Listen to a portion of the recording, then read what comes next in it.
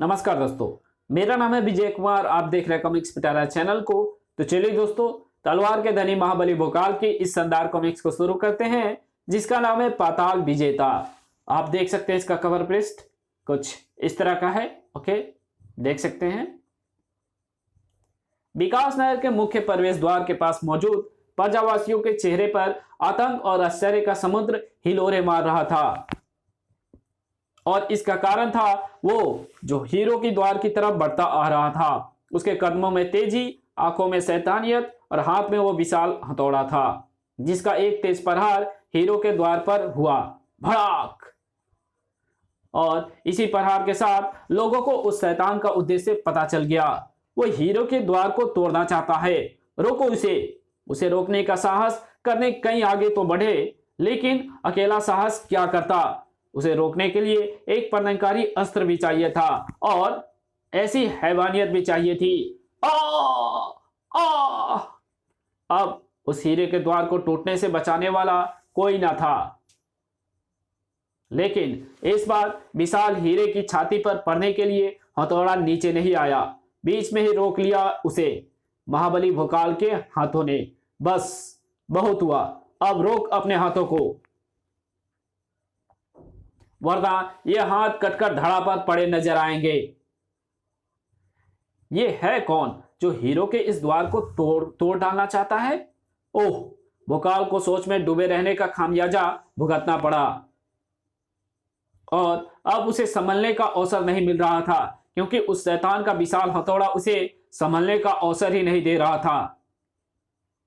अब भोकाल के पास उससे निपटने का एक ही रास्ता था कि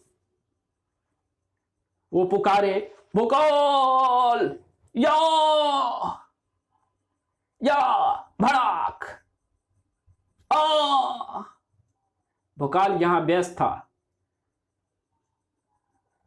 इस बात से बेखबर कि कोई उधर भी बढ़ रहा है, जहां मौजूद थी भोकाल की तीनों पत्नियां। ओह, ये क्या है? कुरूपा हूं मैं जो तुम पर छा जाना चाहती है। संभलो! तुरिन ने सलोनी और रुपसी को बचाया। शेरनियों की भांति गरज कर तीनों संभली। यहां आकर तूने बहुत बड़ी भूल की कुरूपा, क्योंकि हम तीनों कुशल गृहणियां ही नहीं, निपुण लड़ाकियां भी हैं। इस बात का प्रमाण तुझे मेरी तलवार देगी, और मेरे बाण। तुरिन ने तो तुझ जैसे सैकड़ों चुड़ैलों को धूल में मिलाया है। आज तेरी बारी है। मुझे समाप्त करना चाहती हो? करो। यहां आने का मेरा उद्देश्य समाप्त होना ही तो है। तो फिर मर। आई! एक साथ किए गए तीनों के वारों ने कुरूपा के मस्तक, आंखों और दिल को भेद दिया था। दूसरे क्षण कुरूपा का शरीर ऐसे बिखरा जैसे काली राख के ढेर में से किसी ने लठ मार दिया हो। पलक झपकते ही वहां का वातावरण काली राख से भर गया। अचानक उसी काली राख के बीच गूंज उठी रूपसी और सलोनी की चीखें। आ! चीख यहां भी गूंजी थी, और वो चीख उस शैतान की थी। शैतान खत्म हो चुका था, लेकिन अभी उसने चैन की सांस भी नहीं ली थी कि महाबली! गजब हो गया महाबली! क्या हुआ? वहां पहुंचे उस बदहवास व्यक्ति ने जो बताया, उसे सुनकर वहां खड़ा नहीं रहा भोकाल। जान छोड़कर भागा वो, और जिधर भाग रहा था उधर उसका घर नहीं बल्कि वैधशाला थी। क्या हुआ? रूपसी, सलोनी और तुरीन को क्या हुआ वैद्य? तुरीन तो ठीक है, उसके शरीर पर तो यहां वहां कुरूप चिन्ह पड़े हैं, जिससे वो शीघ्र ही ठीक हो जाएगी, परंतु आपकी बाकी दोनों पत्नियां रूपसी और सलोनी की दशा बहुत खराब है। उन दोनों के चेहरे के साथ साथ ही उनका सारा शरीर अत्यधिक कुरूप हो गया है। नहीं, ये नहीं हो सकता। रूपसी और सलोनी का हाल देखकर तो भोकाल की आत्मा भी रो पड़ी। स्वामी! उफ! नहीं, सलोनी और रूपसी की ये दशा कैसे हुई? बताओ तुरीन, ये सब कैसे हुआ? तुरीन ने सब कुछ भोकाल को बता दिया, और अंत में बोली, हम तीनों के प्रहार से जैसे ही कुरूपा का शरीर अद्भुत रूप से काली राख में बदला, वैसे ही मुझे लगा कि इसमें कोई रहस्य छिपा हुआ है। मैंने रूपसी और सलोनी को भी उससे चेतना चाहा, परंतु तब तक देर हो चुकी थी। कुरूपा रूपी वो काली राख रूपसी और सलोनी को अपनी चपेट में ले चुकी थी, लेकिन इससे पहले कि वो काली राख मुझे भी फंसा पाती, मैं पानी में कूद गई। पानी में छिप जाने के कारण मैं तो उस काली राख की छाया से बच गई, परंतु रूपसी और सलोनी ऐसा ना कर पाई और दोनों ही अपना रूप और रंग गवा बैठी। बहुत बुरा हुआ, ये तो बहुत बुरा हुआ। राजवैद्य जी, अपना सारा ज्ञान लगा दीजिए, बड़ी सी बड़ी औषधि और जड़ी बूटियों का प्रयोग कीजिए, मेरी पत्नियों के रूप और रंग को समाने कीजिए। तुम्हारे यहाँ पहुंचने से पहले ही हम ऐसा कर चुके हैं महाबली। और तो और मेरे नेतृत्व के वैद्यों ने एक विशेष दल में इसका निरीक्षण भी किया है, परंतु मुझे अत्यंत दुख के साथ ये कहना पड़ रहा है कि तुम्हारी पत्नियों के रूप और रंग को वापस लाने में अब कोई भी जड़ी बूटी या औषधि कार्य नहीं करेगी। ऐसा करने का अब तो एक ही उपाय है, रूपक मणि। रूपक मणि? हाँ महाबली, हम सब वैद्यों का एक ही विचार है कि जिस षड्यंत्रकारी तरीके से तुम्हारी पत्नियों को कुरूप बनाया गया है, उसका रंग रूप समाप्त किया गया है, उस पर एक ही वस्तु कार्य कर सकती है, रूपक मणि। क्योंकि रूपक मणि से निकलने वाली किरणों में यह विशेषता है कि वो तुम्हारी पत्नियों की कुरूपता को नष्ट करके उनके रंग रूप को वापस लौटा सके। ऐसा है तो मैं रूपक मणि लेकर आऊंगा, और मुझे नहीं लगता कि मेरे लिए रूपक मणि प्राप्त करना कोई कठिन कार्य है, क्योंकि मैं जानता हूं कि रूपक मणि मुझे मिलेगी चंदा नगरी में, जहां रहती है मुझे चाहने वाली रानी चंदा। मेरी पुत्री चंदा के बारे में कुछ ना पूछो महाबली। जिस दिन से उसकी छोटी बहन अमावस्या ने छल करके उससे रूपक मणि छीनी है, उसी दिन से वो इस राज्य की बागडोर हमें थमाकर ना जाने कहां चली गई। कोई नहीं जानता कि इस समय वो कहां है, जीवित भी है या मृत्यु को प्राप्त हो गई।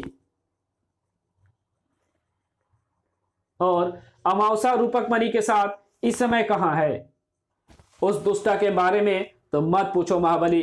अपनी बड़ी बहन चंदा से रूपक मणि हासिल करके उसने अपने कुरूप रंग रूप को अति सुंदर बना लिया, और अपने उसी रूप जाल में उसने पताल के सबसे बड़े बलशाली सम्राट नारको को फंसा लिया और उसके साथ विवाह करके पताल लोक चली गई, क्योंकि वो जानती थी कि अगर वो यहाँ रही तो कोई ना कोई उससे रूपक मणि हासिल करने का प्रयास करेगा। लेकिन अगर वो पताल में रहेगी तो कोई ऐसा प्रयास नहीं करेगा, क्योंकि एक तो पताल तक पहुंचना अत्यंत दुष्कर है, और ऊपर से पताल सम्राट नारको उसका रक्षक है।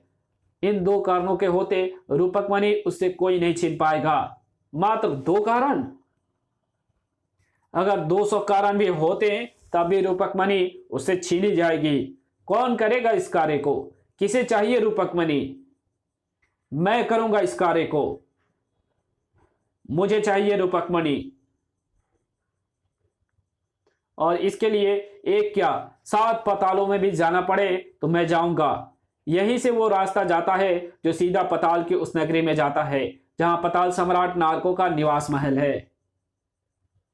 ठीक है, मैं जाता हूं उस रास्ते पर। ठहरिए, मैं भी तुम्हारे साथ चलूंगी।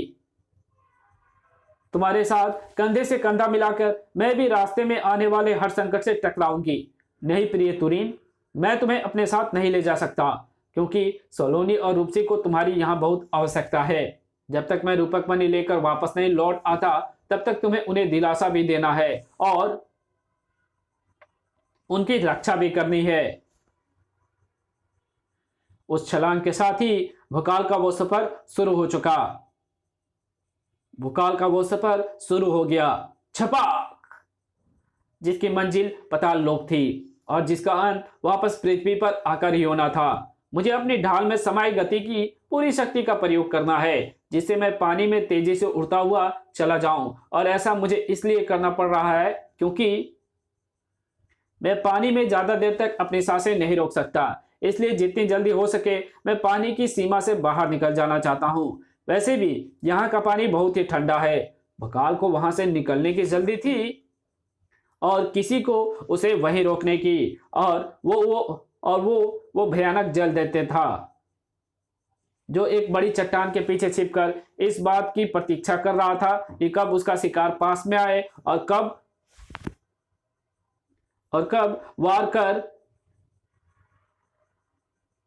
कब वो हमला करे। सड़क! उफ! भूकाल ने संभलने में एक क्षण भी नहीं लगाया। उफ! एक क्षण की भी देर हो गई होती तो इस जेल देते ने मेरे सिर को इसी चट्टान की भांति ही खिल खिल कर दिया होता। ये बहुत भयानक है। इससे बचने के लिए मुझे तुरंत ही यहां से निकल जाना है और उसके लिए मुझे अपनी ढाल को उठाना होगा। सड़क उफ। इस कहानी को यहीं खत्म करते हैं। इसके आगे कहानी पढ़ेंगे इसके पार्ट 2 में। तो मिलते हैं इसके दूसरे पार्ट में। तब तक के लिए बाय। अगर वीडियो अच्छी लगी तो इस वीडियो को लाइक कर देना, चैनल पे नए हो तो चैनल को सब्सक्राइब कर बेल आइकन को प्रेस कर देना और जहां इस वीडियो की जरूरत हो वहां इसको शेयर जरूर कर देना और मेरे दूसरे चैनल डिवाइन टेक्नोलॉजी को सब्सक्राइब जरूर से करो।